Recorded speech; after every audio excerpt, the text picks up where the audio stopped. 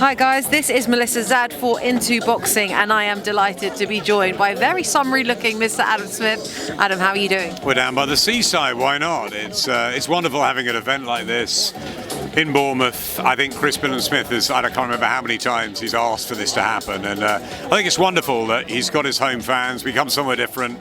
It's terrific. It reminds me a little bit of the old days where we went around the country, and Benn started to do that for Boxo, Manchester, Coventry.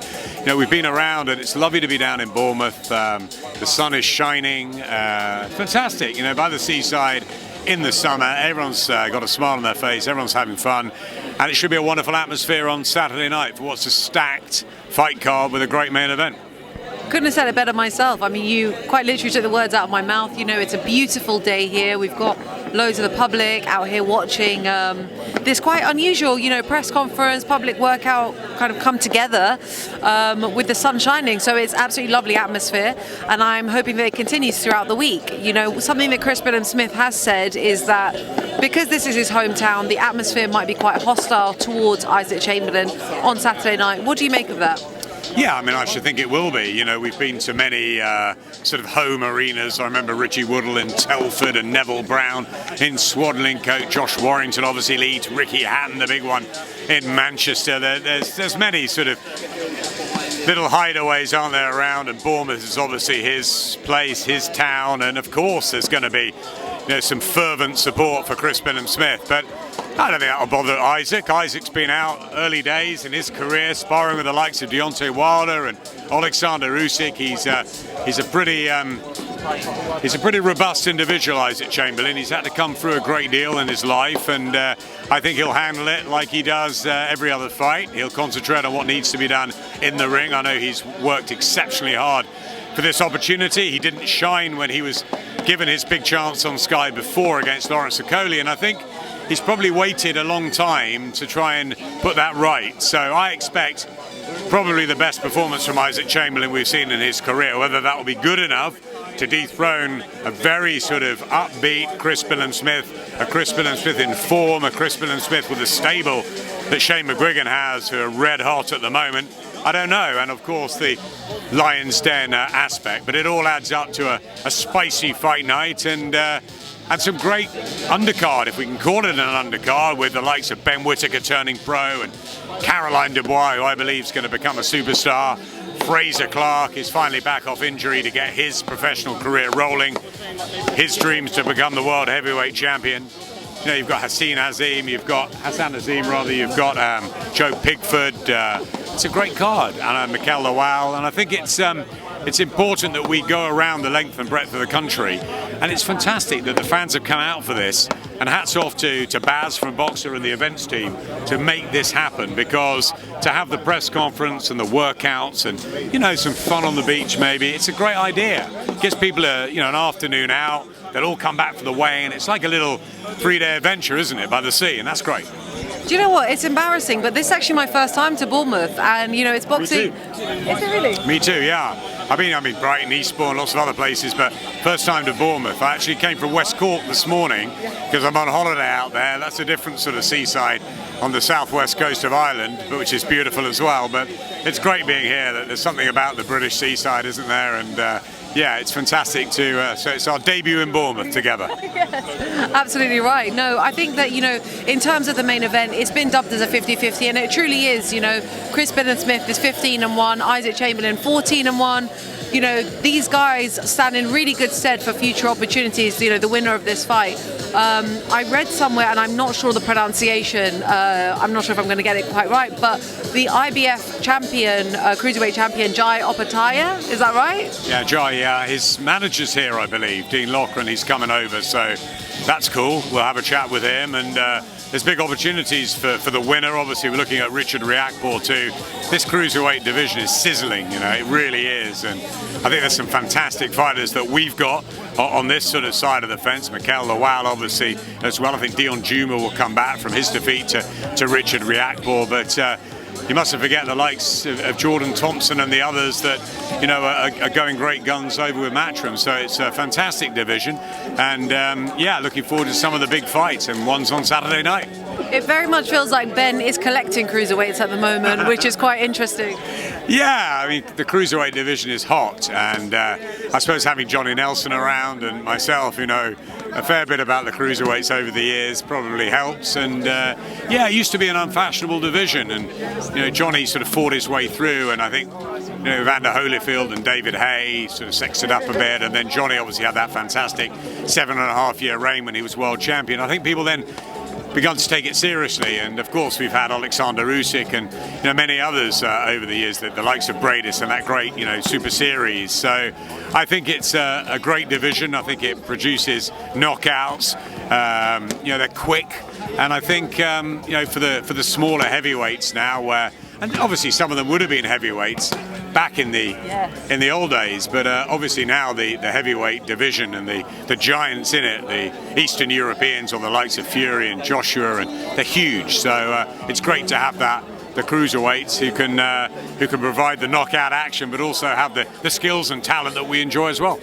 Absolutely right. I absolutely love the Cruiserweight division, and I'm looking forward to seeing, what happens on Saturday night in the main event, but also Mikel Lawal in his warm-up fight before facing Dion Juma. Well, there's a whole pot, isn't there, where, if you put 10 of them together, probably anyone could possibly beat any of the other on any given night. So that's what we like to see, and I think the more we have that, the more big fights we've got, the better. I know Dan Aziz, for example, in the light heavyweight division, he's got a big fight coming up against Shakan Pitters, and I know he's always saying, we should all fight. The likes of Boatsi and Yard and Callum Johnson. It should be a bit of a merry-go-round, and of course promoters try and protect their fighters, and that's right, and they've got to give them the opportunities when it's the right time. But we as fans and we as broadcasters would like to see those fights more often, and when this was provided for us, when I looked at it first of all, I thought, wow, it's not a boxer Sky sort of. There's Mick Hennessy's got a fighter, and and it's obviously Shane McGuigan's, Chris Billam-Smith. He's been on Matchroom. I didn't quite sort of get it for us, but as a fight, it's brilliant. Yeah. So that's all that matters for the fans, really. And I'm so glad we're down in Bournemouth. I've just seen Steve Bendel out the corner of my eye. I don't know if you remember Steve Bendel. He actually beat my friend Paul Smith many years ago, a good southpaw. But he's been saying to me for a long time, he's from Coventry originally, but he's been based out in Bournemouth. He's been saying to me a long time, get down here. And finally we're here in Bournemouth. And I'm really pleased that we made it happen for him. I love that. So obviously, we've heard news that the Usyk-Joshua rematch is going to be broadcast on Sky Sports. How are you feeling about it? I'm really excited about it. It's obviously fantastic news for Sky and for our customers. We wanted this fight. We wanted to put all the bells and whistles and utilise Sky Sports News and the programming and all the great things we love doing to build a box office event. And of course, when AJ went to Dazn, and we felt that might not be the case, but we were able to go for the rights, and we had many conversations, so we managed to land them, and we're delighted about it. And it's only 3 weeks on Saturday. It's come pretty quick, but it's a fantastic fight. It's a compelling rematch. It's probably the biggest night of Anthony Joshua's life in his certainly boxing career. Can he become a 3-time heavyweight champion, or will Alexander prove way too big as Chris Billam-Smith gets his thunderous applause as he comes into the ring? And isn't that fantastic? The hometown hero saluting his people, and it's great that Benn and Sky have made his dream come true, and now he's got to hope that he can retain his European title. It doesn't turn into a nightmare, Melissa. I think that it's only right, really, that the fight should be broadcast on Sky, because obviously Joshua has fought on Sky, throughout his career. It would be such a shame if Sky weren't part of that build-up. I've got to be honest, there was a lot of very upset people when we heard the news about AJ and Dazn. I wasn't actually one of them. Obviously, I'm disappointed to have lost Anthony as an ambassador and a real part of Sky, because he was all the way through. But I spoke to him a number of times, and he loves Sky, and he had a deal on the table, and they're fighters, and they've got to be selfish, and they've got to take what's right for them. And so Anthony did what was right for him. But I think it's great that in many ways sort of Eddie and Dazn had a win there, but we get a win here, and we get to actually sort of put our magic on the box office event. And yeah, it's great because AJ's fights have only been on Sky, and Alexander Usyk for several fights now, the same has been on Sky. So it's great. I really would not have not have liked it very much, as Adam Azim gets a great welcome as well. And I think, I think it would have been disappointing if we hadn't got it, but we had to fight hard for it. And I'm really pleased that we're back working with 258, with Matchroom as well. We're going to all have fun doing it. You know, the battlefield, well, everyone will be friends for a few days in Saudi. We're still friends, don't worry about that. But Ben did a lot of good work as well. Ben Shalom, he really helped this. We're working so closely, and he really helped this come together. Rob Selms, I've got to give him a shout out, did a lot of work, our head of rights behind the scene at Sky.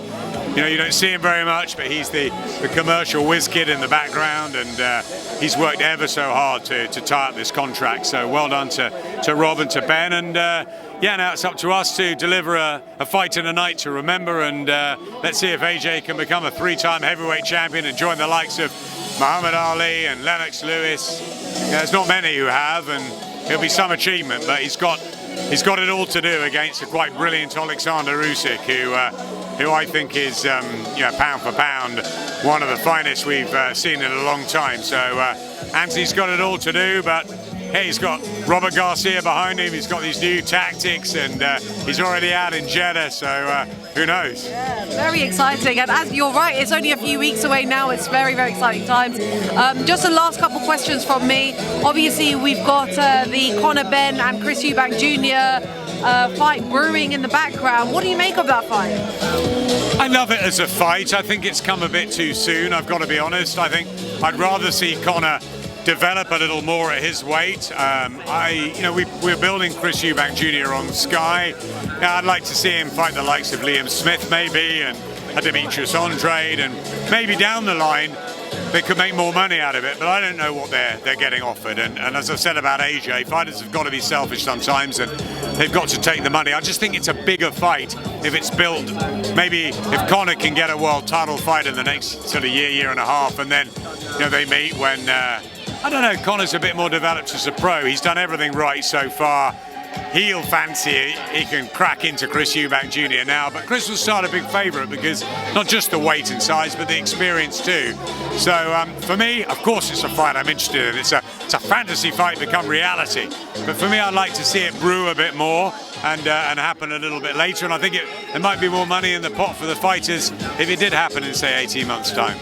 You're not the only person to say that, actually. A few people have voiced a similar sort of concern and thought around it. But as you say, it's a fantasy fight for the fans. God, it's so loud here, it's beautiful. Yeah, it's lovely. So lastly from me,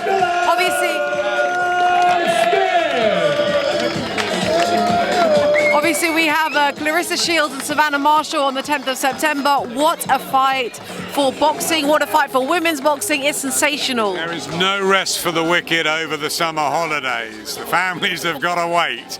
Summer holidays are coming and going. This is work time. Savannah Marshall, we've had on Sky since she was a scholar back in 2012. We've watched her grow, become the hero really that she is in the Northeast and now in the country as well, against the GWOAT, Clarissa Shields, who is just unbelievable, magnetic. I cannot wait for that fight, and it's going to be the first all-female card in the UK. We've got a wonderful fight between Michaela Meyer and Bam Gardner as well. That's a terrific scrap.